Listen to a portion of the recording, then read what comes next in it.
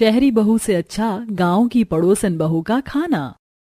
आशा, मेरे घर आजा, मेरे बेटे के लिए लड़की की फोटो आई है, तू भी देख ले। आशा और शांति एक ही पड़ोस में रहती थीं। आशा शांति से काफी अमीर थी, पर फिर भी अपनी सबसे अच्छी दोस्ती शांति के एक बार फोन करने पर आशा उसके घर जाती है और उसकी लड़की की फोटो देखती है। लड़की और उसका पूरा परिवार गांव में रहता है। बड़ी ही संस्कारी लड़की है और मैंने सुना है खाना भी बहुत अच्छा बनाती है। लड़की तो अच्छी है, पर क्या शांति तू शहर में रहकर गांव की बहू लेकर आएगी? अरे आजकल तो हर कोई पढ़ी लिखी बहू ढूंढता है। खाना बनाने का क्या है, खाना तो हर कोई बना लेता है। बहू तो ऐसी होनी चाहिए जो हिसाब बाड़ी कर सके, और गांव की लड़कियां कहाँ हिसाब बाड़ी में अच्छी होती है। आशा, हम कौन सा इतने अमीर हैं जो अपनी बहू से हिसाब बाड़ी कराएंगे। वैसे मेरी बहू थोड़ी बहुत पढ़ी लिखी है। देखना तू, मैं तो अपने बेटे की शादी किसी शहरी लड़की से करूंगी जो शादी के बाद मेरा काम संभाल सके, खाना बना सके और हिसाब बाड़ी भी कर सके। इतना बोलकर आशा अपने घर आती है। समय गुजरता है और बहुत जल्द शांति अपने बेटे की शादी करवा घर में बहू लाती है। और आज उसकी पहली रसोई होती है, जहाँ नेहा रसोई में खाना बना रही थी और उसके खाने की खुशबू न सिर्फ आशा के घर बल्कि पूरे मोहल्ले में फैल जाती है। खिड़की से खाने की खुशबू कितनी अच्छी आ रही है। अरे इतनी अच्छी खुशबू किसके घर से आ रही है? मुझे तो डर है कहीं मेरी खुशबू से नाक ही ना फट जाए। खाने की खुशबू इतनी ज्यादा अच्छी होती है कि आशा खुद को रोक नहीं पाती और सूंघती हुई शांति के घर आती है। शांति, तेरे घर में क्या बन रहा है? तूने तो पूरे मोहल्ले को खुशबू से भर दिया। अरे भाभी जी, आज खाना आपकी दोस्त नहीं मेरी बहू बना रही है, इसलिए तो पूरे मोहल्ले में खाने की खुशबू फैल गई। मैं कहती थी ना तुझे, मेरी बहू को बहुत अच्छा खाना बनाना आता है। रुक, मैं अभी तेरे लिए खाना लाती हूँ। अरे खाना बनाने में क्या है, ये तो हर कोई कर लेता है। मेन तो हिसाब बाड़ी करना है, क्यों भाई साहब? आशा बहन, हमारे घर में हिसाब बाड़ी की इतनी परेशानी नहीं, इसलिए हमें फर्क नहीं पड़ता अगर बहू हिसाब में थोड़ी कच्ची भी निकले तो। नेहा अपने परिवार को खाना परोसती है और सब बैठकर खाते हैं और उसकी तारीफ करते हैं। वहीं अब आशा शांति के घर से खाना लेकर अपने घर जाती है, जहां वो देखती है कि उसकी बेटी ने सारा काम खत्म कर दिया है और रसोई में खाना बना रही है। जिसके बाद आशा अपना हिसाब किताब लेकर बैठ जाती है। तभी काजल का फोन बजता है और वो अपनी माँ से कहती है, माँ, मैंने गैस पर सब्जी चढ़ा दी है, आप जरा देख लो। मेरी सास का बार बार फोन आ रहा है, हिसाब बाद में कर लेना। काजल के कहने पर आशा अपने हिसाब किताब की डायरी लेकर रसोई में जाती है और सब्जी देखते हुए सोचती है, बेटी का रिश्ता लग चुका है, कुछ ही दिनों में वो शादी करके अपने ससुराल चली जाएगी। फिर मुझे ही घर संभालना होगा और हिसाब भी करना होगा। अकेले में ये सब कैसे कर पाऊंगी, जब मैं अभी ही सब्जी देखने के चक्कर में हिसाब नहीं कर पा रही। अब मुझे अपने बेटे की भी शादी करवा देनी चाहिए, ताकि शादी के बाद मेरी बहू हिसाब संभाल सके और मैं घर के कामों में उसकी थोड़ी मदद करवा सकूं। एक ही बार जब आशा को खाना और हिसाब बाड़ी संभालना पड़ता तो वो अपने बेटे की शादी करने का फैसला करती है। इसी तरह कुछ दिन बीत जाते हैं और जब दीपक अपने पिता के साथ ऑफिस के लिए घर से निकलता है तो उन दोनों के नाक तक शांति के घर से खाने की खुशबू आती है और दीपक रसोई की खिड़की से नेहा को खाना बनाता देख बोलता है, भाभी ऐसा क्या डालते हो आप अपने खाने में जो इतनी अच्छी खुशबू आती है आपके घर से? मैं क्या ही डालूंगी, जैसे सब बनाते हैं वैसे ही मैं भी खाना बनाती हूँ बस। अच्छा, तो कभी हमें भी दावत पर बुलाओ। अच्छा, अभी हम चलते हैं।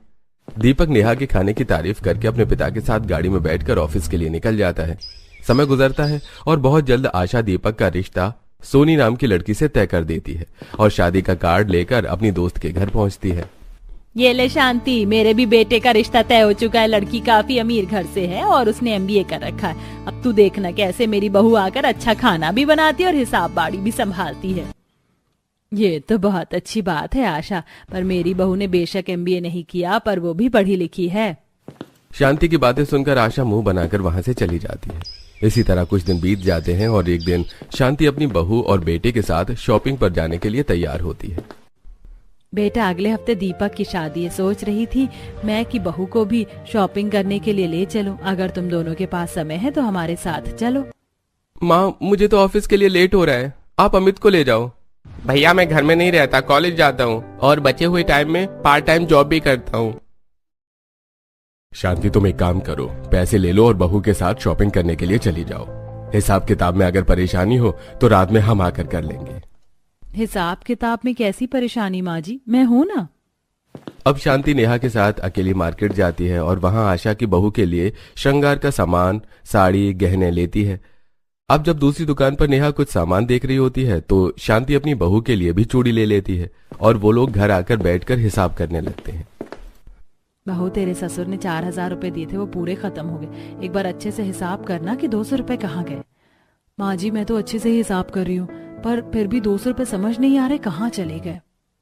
दोनों सास बहू हिसाब कर ही रही होती हैं कि तभी वहां आशा शांति से मिलने आती है और नेहा अपनी सास से कहती है, माँ जी, अभी आप सारे सामान को रख दीजिए, काकी आई हैं, मैं चाय बना कर लाती हूँ, शाम को दोबारा हिसाब करेंगे। क्या हुआ शांति, हिसाब में कुछ गड़बड़ हो गई?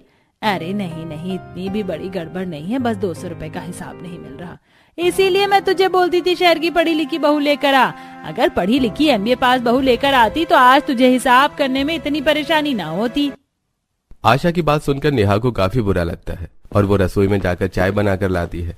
चाय पीकर आशा भी अपने घर चली जाती है और जब शांति सारा सामान अपने कमरे में ले जाती है तो उसकी नजर चूड़ी पर पड़ती है और वो सिर पर हाथ रखकर अपनी बहू से कहती है, बहू, गलती मेरी है, तूने तो बिल्कुल सही हिसाब लगाया था। मैंने तेरे लिए 200 रुपए की चूड़ी खरीदी और तुझे बताया ही नहीं और ना ही हिसाब में जुड़वाया। अब हिसाब पूरा हो गया, मेरी गलती की वजह से आशा इतना बोल गई। कोई बात नहीं माँ जी। समय गुजरता है और 1 हफ्ते बाद दीपक की शादी हो जाती है। शादी के बाद सोनी की आज पहली रसोई होती है और आशा अपनी बहू से कहती है, बहू, हमारी पड़ोसन की बहू ऐसा खाना बनाती कि पूरे मोहल्ले में खुशबू फैल जाती है। तुझे भी ऐसा खाना बनाना है कि पूरे मोहल्ले में खुशबू ही खुशबू हो और 4 गली की औरतें कटोरा लेकर मेरे घर आए खाना मांगने, समझी? इसीलिए तू आज shahi paneer, malai kofta, paneer tikka, chilli potato, rice, रोटी, पूरी, पराठे बना ले। आशा खाना बताकर बाहर जाती है और वहीं रसोई में अकेली खड़ी होकर सोनी सब्जियों को देखती हुई खुद से बोलती है, मेरी सास ने मुझसे कितनी उम्मीदें पाल रखी है, पर उसे कौन बताए कि मुझको खाना बनाना ही नहीं आता। यहाँ पर तो मुझे अपनी माँ की याद आ रही है। सोनी अपनी पहली रसोई से काफी घबरा जाती है और अपनी माँ को याद करती है, जहाँ शादी से पहले उसकी माँ उसे खाना बनाना सिखा रही होती है। सोनी, तू ससुराल में क्या करेगी? 4 बार सिखा दिया है मैंने तुझे सब्जी काटना। बेटा, ना तू पढ़ाई में अच्छी है, ना तू खाना बनाने में अच्छी, कैसे संभालेगी ससुराल? इतनी मुश्किल से पैसे देकर तुझे MBA में पास करवाया ताकि तेरे ससुराल वालों को डिग्री दिखाकर तेरी शादी करवा सकूं। पर मुझे तो डर लगता है, अगर तेरे ससुराल वालों को पता चल गया तो वो तुझे उल्टे पैर यहाँ छोड़ जाएंगे। ओ माँ, क्यों डरती हो? माना कि मैं हिसाब किताब में कच्ची हूँ, खाना बनाना नहीं जानती, पर लोगों को तो बनाना जानती हूँ ना। शोभा के लाख समझाने पर और खाना बनाना सीखने पर भी सोनी कुछ नहीं सीखती, बस अपनी मनमानी करती है। ऐसे ही एक दिन सोनी के पिता की तबीयत ठीक नहीं होती और घर पर गाड़ी वाला आता है और एक बिल सोनी के हाथ में थमा देता है। मालिक ने जितना भी माल लिया है यहाँ सब लिखा है, मैंने हिसाब कर दिया है। मालिक की तो तबीयत ठीक नहीं है, अब तुम हिसाब कर दो और जितने पैसे बनते हैं दे दो। 10 मिनट रुको, मैं अंदर से आती हूँ। अंदर जाकर सोनी हिसाब करने के लिए अपनी माँ को बिल देती है। मैं तेरी जितनी पढ़ी लिखी नहीं हूँ, तू ही हिसाब कर। तेरे पापा तो इससे भी बड़ा बड़ा हिसाब चुटकियों में कर लेते हैं और तू फोन कैलकुलेटर लेकर बैठी है, फिर भी हिसाब नहीं कर पा रही। माँ, मैं कैसे हिसाब कर पाऊंगी? मैं थोड़ी ना पापा का काम संभालती हूँ। आप एक काम करो, ये बिल पास कर दो। सोनी एक छोटा सा हिसाब नहीं कर पाती। इसके बाद शोभा खुद हिसाब करके उस आदमी को उसके पैसे देती है। सोनी ये सब सोच रही होती है, तभी उसकी नंद काजल रसोई में आती है।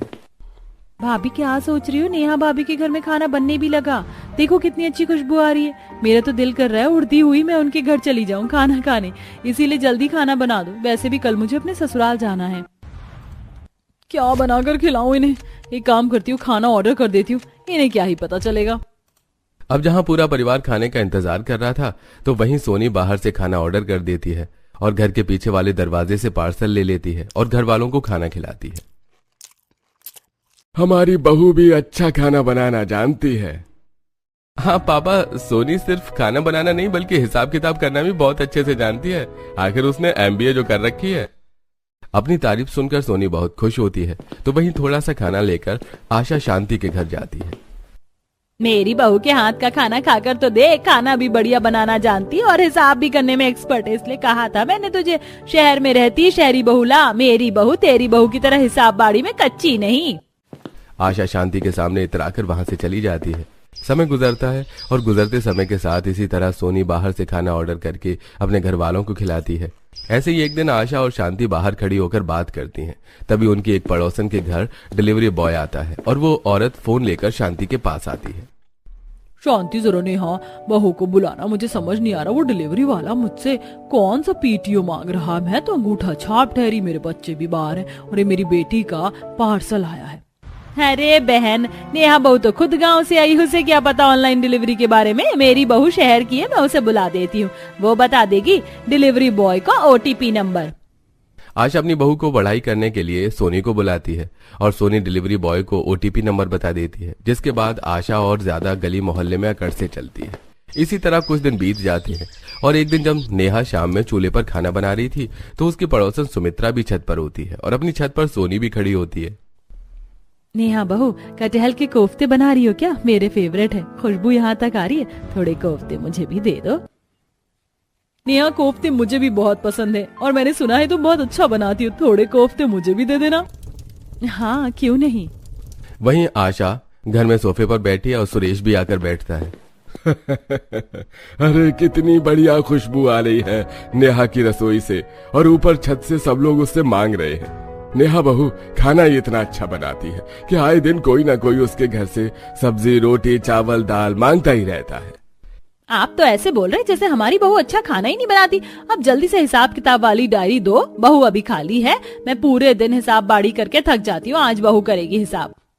नेहा की जरा सी भी तारीफ सुन आशा चिढ़ जाती है तो वहीं सुमित्रा नेहा के घर जाकर सब्जी लेती है जहाँ सब कोफ्ते रोटी खा रहे थे। आंटी, आपको पता है मेरी भाभी जान के एक्स्ट्रा खाना बनाती हैं क्योंकि उन्हें पता है वो खाना बनाएंगी और कोई ना कोई कटोरी लेकर आ ही जाएगा। देख रही हो शांति बहन, कैसे तुम्हारा बेटा मुझे छेड़ने की कोशिश कर रहा है। जहां शांति के घर में हंसी मजाक चल रही होती है तो वहीं सबके साथ सोफे पर बैठी हिसाब करते हुए सोनी के पसीने छूटने लगते हैं। माँ जी, ऐसे हिसाब तो मैं चुटकियों में कर देती हूँ, पर पीछे का हिसाब आपने किया है, अगर मैं आगे का हिसाब करूंगी तो गड़बड़ हो सकती है। और मेरी माँ का भी फोन आ रहा है और मुझे खाना भी बनाना है। आप एक काम करो, ये सारा हिसाब आप खुद कर लो, नेक्स्ट टाइम से मैं कर दूंगी। माँ, सोनी का कहना सही है, हम नई डायरी का हिसाब सोनी को देंगे, ये आप कर लो। सोनी खुद को हिसाब से बचा लेती है। समय गुजरता है और मोहल्ले में एक छोटा सा फंक्शन होता है और इसीलिए शांति और आशा अपनी बहू के साथ मार्केट जाती है जहां दुकानदार शांति से घपला कर रहा होता है। बहन जी, आपके पूरे 2000 रुपए हो गए। भैया, 2000 रुपए कैसे हुए? 500 हमने आपको चुन्नी के दे दिए और उसके बाद हमने आपसे 1300 रुपए की साड़ी ली। 1300 और 500 मिलाकर 1800 रुपए हुए, फिर हम आपको 2000 क्यों दे? बहू, इस गांव की लड़की ने कितनी जल्दी हिसाब कर लिया, तूने क्यों नहीं किया? माँ जी, आंटी का था, हमारा नहीं, हम क्यों दूसरों के फटे में टांग डालें? देखा आशा, तूने, मेरी बहू भले ही गांव की है पर वो हिसाब बाड़ी में भी पक्की है। आंटी इतना छोटा है, हिसाब तो 5वीं क्लास का बच्चा भी कर लेता है। सोनी अपनी इज्जत बचाने के लिए वहां पर भी बड़ी बड़ी बातें करने लगती है। कुछ ही देर में दोनों परिवार शॉपिंग करके घर आते हैं और कमरे में बैठकर जब आशा पैसों का हिसाब करती है तो 4000 रुपए ऊपर नीचे होते हैं। बहू, मैंने तुझे 10,000 रुपए दिए थे और तूने सिर्फ 6,000 का सामान लिया, बाकी 4,000 रुपए कहाँ गए? सामान लेते हुए तूने हिसाब नहीं किया, पूरे 4,000 का हेर फेर हो रहा है। माँ जी, कोई गड़बड़ नहीं हुई, आप शांत हो जाओ, मैं आपको बाद में पूरा हिसाब देती हूँ, थोड़ा आराम करो। एक बार फिर सोनी बहानेबाजी से खुद को बचा लेती है। समय गुजरता है और एक दिन जब आशा अपने मोहल्ले की कुछ औरतों के साथ सब्जी लेकर घर आ रही थी तो शांति के घर से खाने की खुशबू आती है। नेहा बहू के खाने की खुशबू मुझे पागल कर देती है।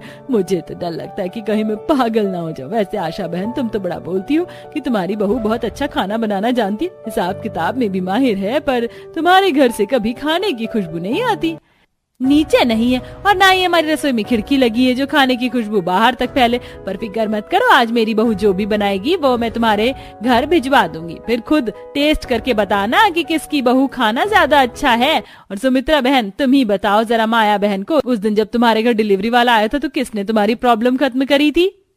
आशा की बात सुनकर सारी औरतें चुप हो जाती हैं और आशा सब्जी लेकर घर में जाती है और अपनी बहू से कहती है, बहू, मैं इस महीने का हिसाब करने के लिए अपने कमरे में जा रही हूँ। आज तू ऐसा खाना बनाना और खाने की खुशबू इतनी अच्छी होनी चाहिए कि हमारे पड़ोसन जल उठे।